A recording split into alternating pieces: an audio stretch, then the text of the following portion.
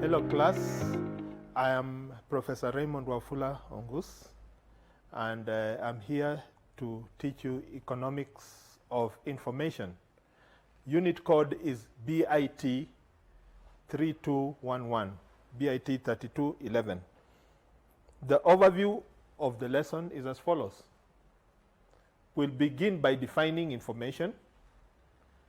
After that, we'll look at the meaning, the definition and the meaning of economics, and then look at the definition and meaning of information economics, or if you like, economics of information. Then we'll look at the economic characteristics of information. Then we'll discuss what a commodity is. Then we'll look at the meaning of information economics and intellectual property law. Then we'll quickly have a glimpse at what applied information economics is. Then we'll try to compare things versus information in line with economics. After that, we'll summarize and conclude. The objectives of this lesson are threefold. That means the first objective is to define the concept of economics in the context of information. That means economics as applied to information. Then secondly, we'll identify the intrinsic or the hidden properties of information as a unique commodity. The properties that make information a commodity. Then thirdly, we'll introduce the basic concepts that enable and motivate the production, exchange, and use of information. Now, what do we, because when we are talking about economics of information, we are talking about information. The reason for existence of this unit is information. Now, what do we define as information? According to the online dictionary for library and information science, all the facts, conclusions, ideas, and creative works of the human intellect, or everything that comes from the human mind, from the mind of a human being, and imagination, that have been communicated either formally or informally in any form, is what is called information. What is this dictionary saying?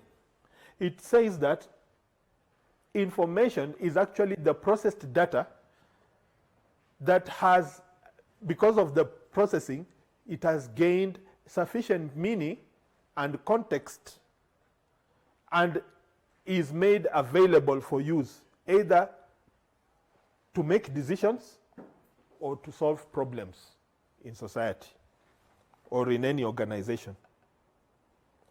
Now, as information scientists, the word economics may be a little bit borrowed from another field. So, how do the social scientists understand the word economics? Economics comes from the Greek word oikos, which means household. And it is combined with another term called nomos, which means the rule or governance. So actually, oikos and nomos means to rule a household, the rules of a household. So economics is derived from those two Greek words, oikos and nomos, meaning rules of household. And economics, the field of economics, is a social science discipline which is concerned chiefly with description, analysis of the production, distribution, and consumption of goods and services. That is according to the Merriam-Webster Webster Dictionary. Now, economical activities are usually undertaken to provide the satisfaction of desires based on production and consumption. Traditionally, economic analysis is focused on resource scarcity, demand, supply, and exchange. And we'll talk about this in the context of an information center or a library. Economics, why should we study economics? Why should somebody study economics? Economics provides a set of theoretical and empirical tools. For example, cost-benefit analysis, which allow somebody to objectively analyze management and policy decisions. These tools help in making efficient decisions about the allocation of resources. Take, for example, if somebody is a chief librarian or a library manager, and they are given a capitation of 5 million to spend in 1 year, how will they spend that money? And on what criteria? Will they hire additional staff with part of the money or with all of the money? Or will they choose to buy additional books or more computers for their library or photocopy machines? Or will they choose to acquire a new computerized library security system? All those cost money. So they will be put in a situation where they have to choose the best and most affordable combination of the given alternative, because they cannot spend more than the budgeted amount for that year, which is 5 million. So when they are making such a decision, when the library manager makes such a decision, what will be guiding that decision? What guidelines should such a manager use to make the decision? And the guidelines that help the person to come up with a plausible budget, those are the ones that can be considered to be economical decisions. So note that economics is much more than accounting. Accounting gives the numbers which are necessary to do the cost benefit. But economics provides additional tools such as concepts of demand, marginal benefit, consumer surplus, and so on. So economists use these tools to foretell the effects of policy or efficiency of management decisions. Now we come to information economics, or if you like, the economics of information, the economics that pertains to information. So information economics and economics of information can be used interchangeably. So information economics is a branch of microeconomic theory that studies how information systems affect an economy and economic decisions. Note that information has special characteristics. Information is easy to create but hard to trust. Once information is created, then we have to check where did it come from in order to believe it or to use it. So information is very easy to create but very hard to trust. We can see, for example, anyone with knowledge can upload anything on the World Wide Web. But does it mean that everything that is found on the internet is true or is dependable for use? That is a question. Secondly, it is easy to spread. Information is easy to spread but hard to control. Okay? Information has a way of leaking. So whenever you put information in a system, you must always have the provision for it not leaking to those, especially to those people who should not have it. So information also influences many decisions. Thirdly, there are special characteristics of information as compared with other type of goods. Like, let's say maybe if you are going to a supermarket, you can find bread, you can find sugar, you can find unga or maize meal and so on. Information is not like that. Information is a different type of good. It's a different, it has peculiar characteristics. And these are special characteristics that we look at. Because when we compare with other types of goods, information can complicate standard economic theories. The economic theories that we know have to be, they have to be adjusted to deal with information.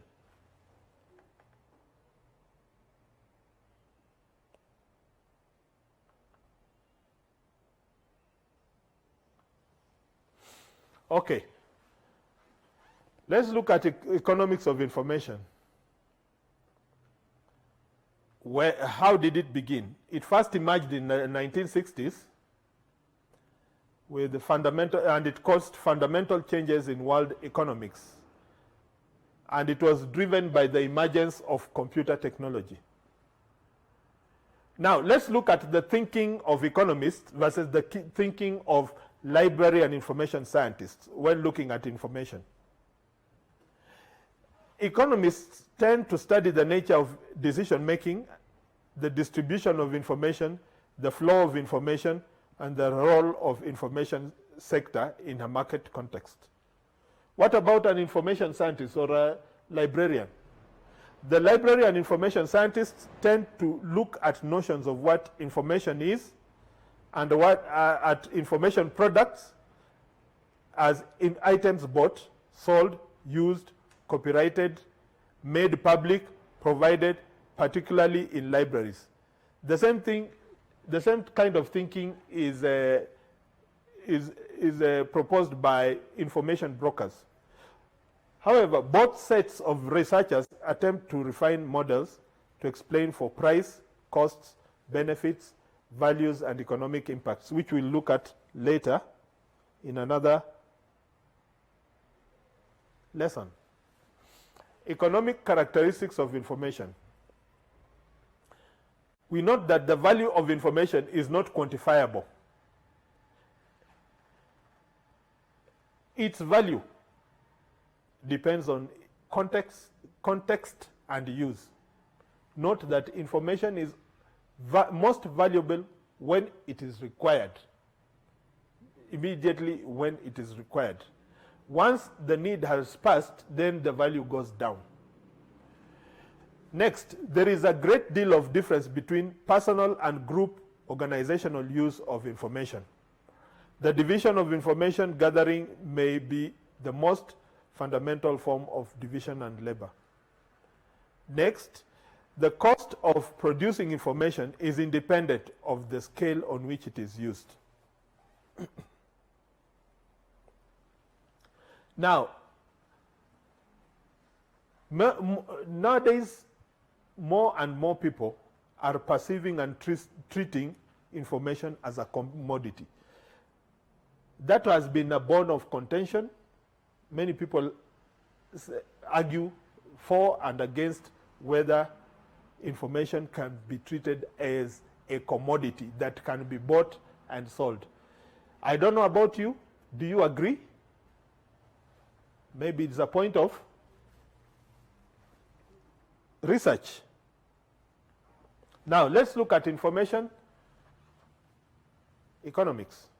Information economics, as we have seen, is a branch of microeconomic theory that studies how information affects an economy and economic decisions. That is according to the dictionary that we saw, the library and information science encyclopedia. And here, information economics treats information explicitly as a resource and as a commodity. Now let's look at microeconomics of information. And with this, we'll look at the categories for information industry.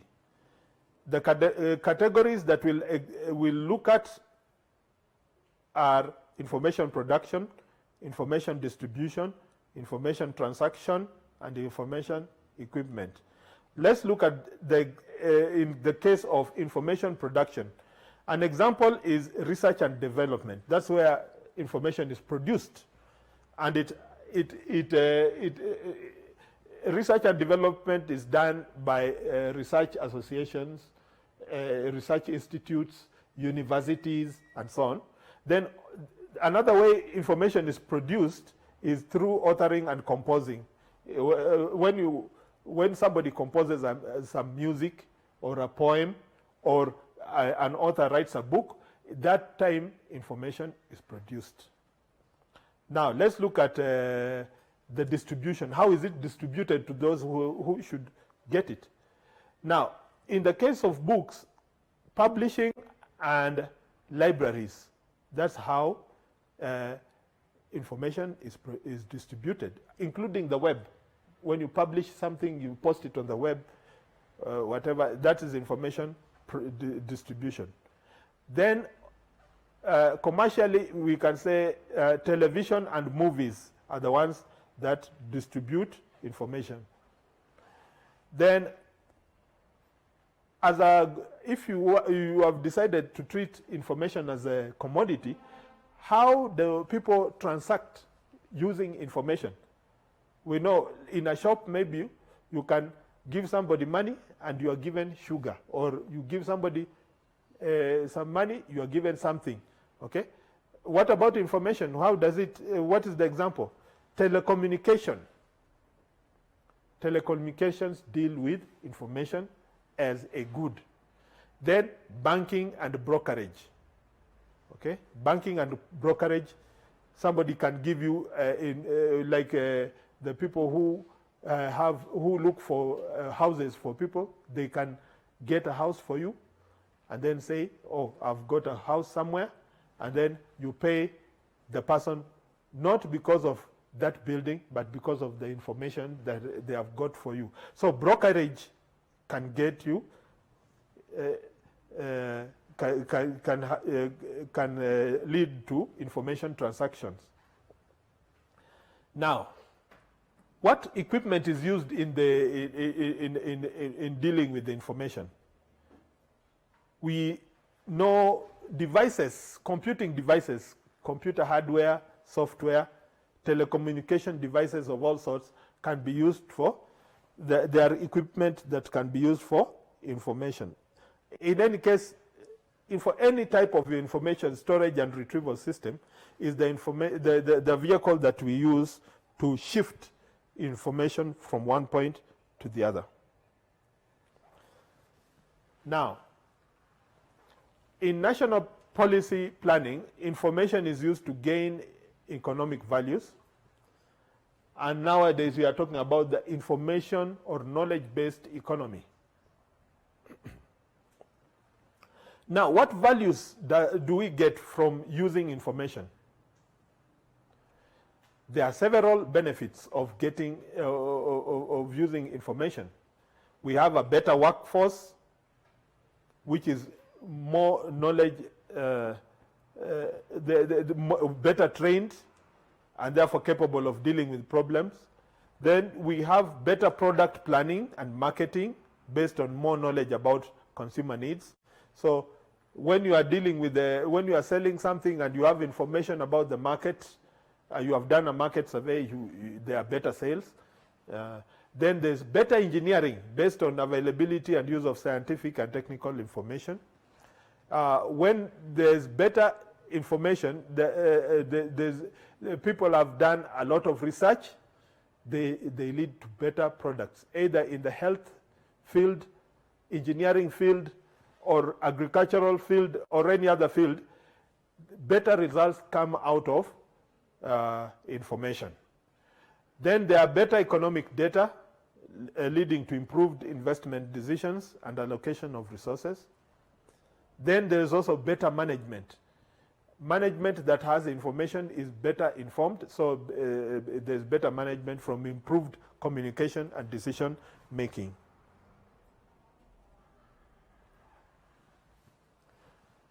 Now, what are the barriers to use of information? Information, if it is a commodity, then it is subject to cost. Now, if information is too expensive, people will not use it because they fear spending too much money to obtain it. They'll go for cheaper options. They'll avoid the formal information systems and go to formal, non-formal, and sometimes even informal sources like rumors and so on. So the cost of information incurred in acquiring the information is a barrier. Then information, the return of information is not immediate, usually immediate, is over a long term. But the expenditure is usually immediate. You spend immediately, but the gains will come later. Okay? So that's another barrier. Then information is not directly productive. Information on its own is not directly productive. It only becomes productive when you use it or when you apply it. Then results are not clearly attributable to the information. The results are actually attributable to the application. Okay? So information as an overhead is there, and it is subject to cost cutting. Now, the cost, what will affect the cost of information? Information must be created by generation and processing of data. According to the definition we began with, information can only become information once the data has been processed, either by manipulation, summarization, and other type of processing.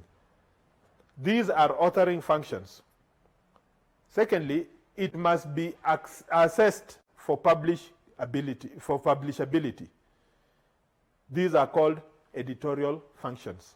After the information has been authored, it must be edited so that it is made more understandable by the people who are meant to use it, and so on. That is called publishability, and that is the editorial function.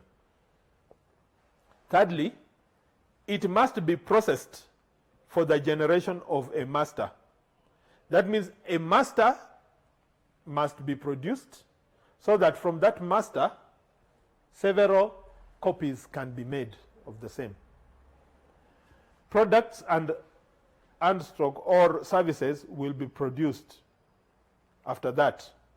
Then the fifth point is that the products and services will be marketed. And lastly, there is the distribution aspect.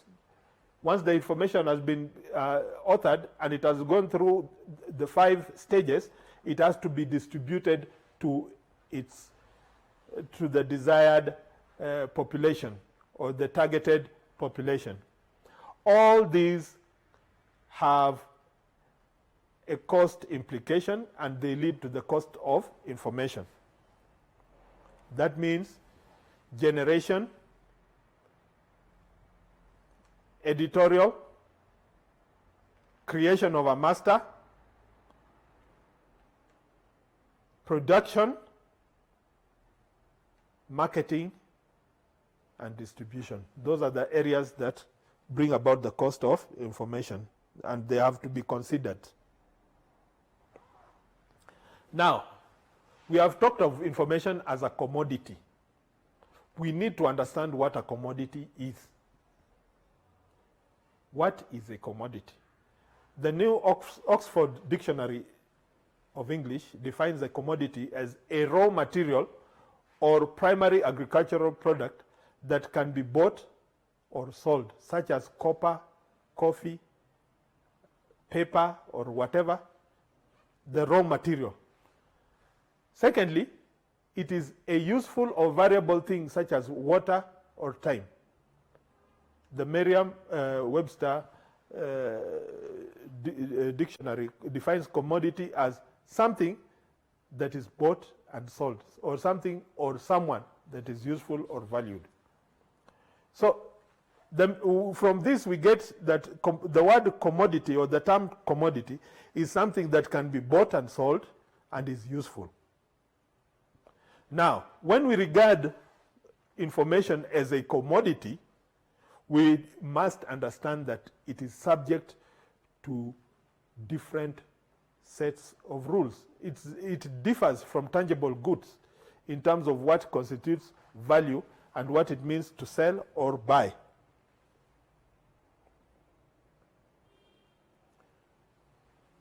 One cannot possess information in the traditional sense, even when we talk of ownership or the rights of in information, and we look at this in great detail. Information does not exist in one place. You can't tie information to one place. As I said, information has a tendency of leaking. So, if you want to tie it in one place, you must put heavy security mechanisms. So, information does not exist in one place like a tangible object. It is intangible, just like wind. Wind, we can only feel the effects, but we cannot see wind. So the same with the information.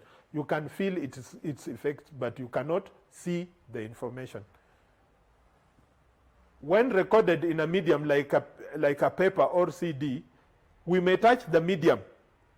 We may touch the paper or the CD or the DVD or the flash disk, but we cannot touch the content. That means the idea is inside the document.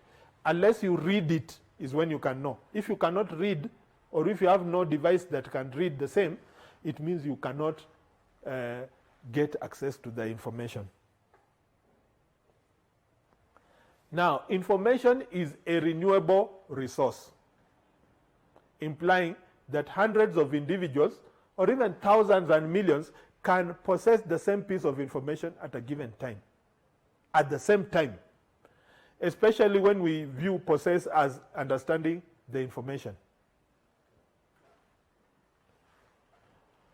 When we talk of possession of tangible goods, we mean physically possessing it. If I have a particular item, then I'm the one having it. Nobody has it at the same time as me. If I'm having a particular book or a particular device, I'm the one having it. But with the information, several people can have it at the same time.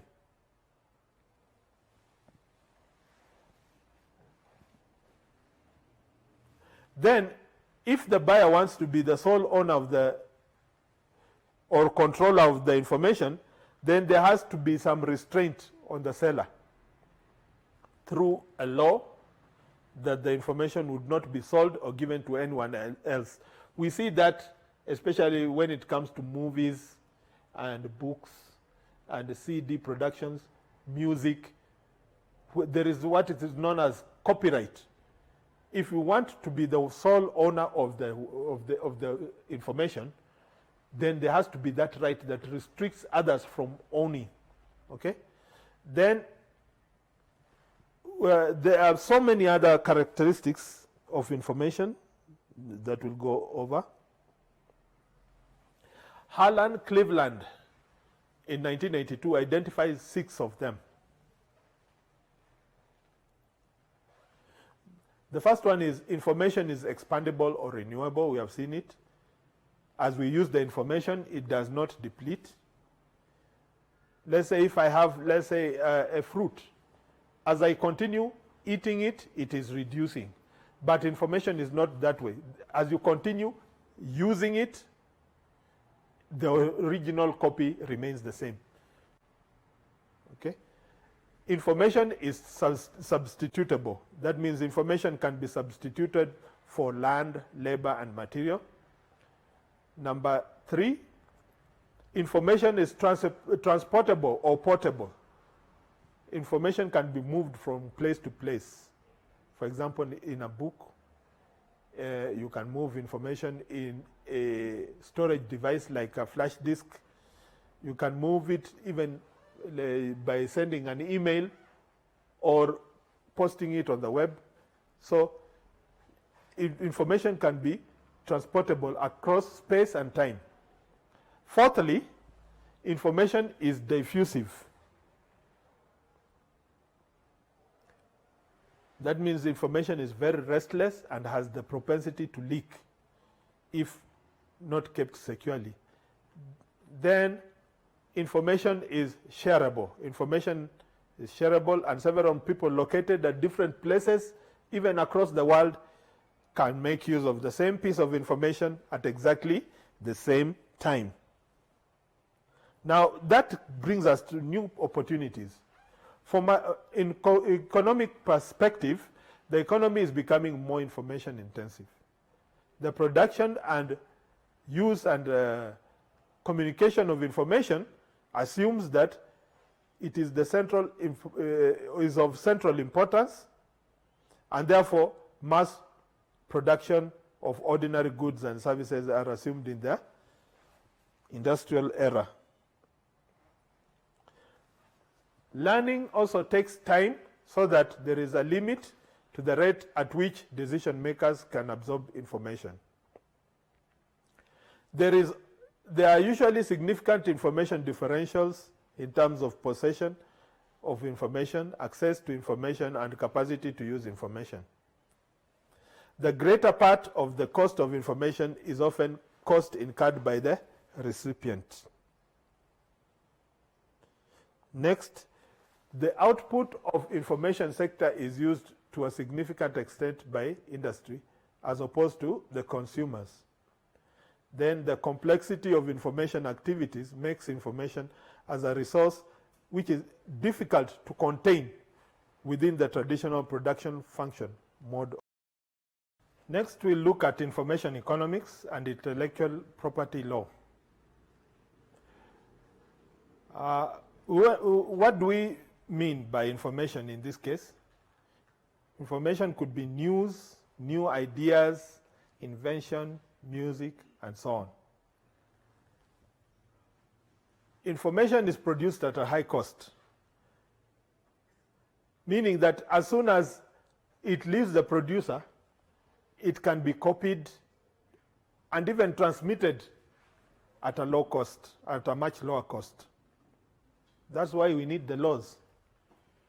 Then it is difficult for the producer to sell information at a price that matches whatever efforts he or she went through. So it is difficult for the producer to sell information at a price much higher than the transmission cost. And this is the problem of appropriability. For example, software, computer software and music you find that they are usually unlawfully copied and sold. Inventions are stolen and exploited. News, we have seen news being resold, and so on. Now we look at applied information economics, which goes in 5 steps. We begin by defining the decision. A decision has to be defined. Then we model the current state of uncertainty, and there's an input here, calibration training. Then you have to compute the value of additional information, and here we come to a decision box where we ask ourselves, is there sufficient value to more information? If the answer is no, we go down here where we optimize the decision, and that's the end of the process. If it is yes, we measure where the information value is high and reduce the uncertainty using any of the methods that are available, and we go back to the modeling the current state of uncertainty.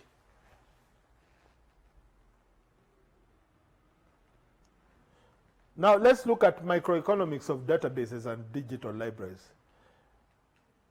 When we look at information, information is contained in databases and digital libraries. Nowadays, these are in electronic format. Then it also has to do with electronic production and publication of digitized text, numerical data files, images, including movies, reference databases, bibliographic catalogs like online public access catalogs and so on. It also includes the cost of the producer and the distributor, and costs by the users or libraries in terms of staff time, resources used like computers and internet charges. That's why you find an empty DVD is very cheap, almost 30 Kenya shillings. But once you fill it with information from an information processing farm, the amount that can be spent on that database dramatically shoots up to thousands of shillings because of the information that is suddenly resident on a device that was previously very cheap. Let's look at economics of things versus information. Any other item, when that particular item is sold, the seller owns it.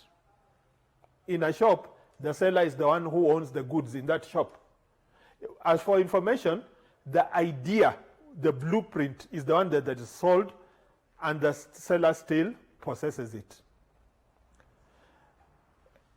The conventional goods can be replicated only through the expense of manufacture. That means it's only the manufacturer who can make the duplications of that particular good. Like, let's say if you consider a soft drink company is the only one that can duplicate. When it comes to information, information can be replicated at almost zero cost without limit. Not necessarily by the author of that information. When you look at conventional goods, they wear out and their performance goes down with wear and tear. But with the information never wears out, although it can become obsolete or simply untrue. For example, if a new drug is discovered which effectively control a particular ailment, then people abandon the others and go for that new one. So new information renders the older information obsolete. A thing or a commodity exists in a location and therefore a unique legal jurisdiction. If you want to purchase a car, for example, you get it at a particular location. But with the case of information, information can be nowhere and everywhere at the same time.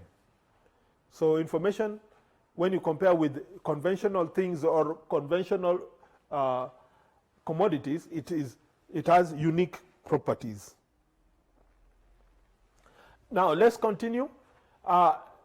With things or commodities, conventional commodities, we have diminishing returns. Doubling farm labor does not double the output from the land, And we also have increasing returns. That is, big factories have lower unit costs than small factories. What about information? When we compare with information, information has perfectly increasing returns. You spend the money to learn something once. And after you have done that, the knowledge can be reused again and again. And as you use that knowledge, you become better and better at whatever you do. Now, economics of things is consisted with efficient markets. That is, fields and factories can compete against each other as a price taker in competitive markets. When we look at economics, the economics of information requires imperfect markets. That means you limit the access of others using copyright, patent, secrecy. If there is a limit, then there is a monopoly of that information. And from then, you can use it to make money. So either way, information does not behave like fields and factories. Now, in summary, in this lesson, we have covered the following: the definition of information. We have looked at what information is. Then we have looked at the meaning of economics and defined it, as well as looking at its historical backgrounds, where it has come from. Then we have looked at the definition and meaning of information economics. We have also looked at the economic characteristics of information. And in that, we have had to discuss and define for ourselves what a commodity is. From then, we went to meaning of information, discussing the meaning of information economics and intellectual property law. Then we had a look at applied information economics, and we ended up by comparing the economics of things, that means conventional commodities, versus information. And we have found that information has unique properties that forces the economics to follow suit. And that is the end of lesson 1. I thank you very much for your attention. These televised lectures supplement our robust online learning going on our MKU online platform. You can view more on our televised lectures via our online platform. We are in a digital era, and Mount Kenya University knows this. The following are the steps to follow so as to complete your online application. Download the application form from the website www.mku.ac.ke. Attach copies of your academic certificates and ID. Pay the application fees via M-Pesa pay bill number 270988. Your ID is the account number. 2,000 shillings is the charge for a postgraduate. You can also deposit in the bank accounts provided on the website. Then email all the above to apply@mku.ac.ke.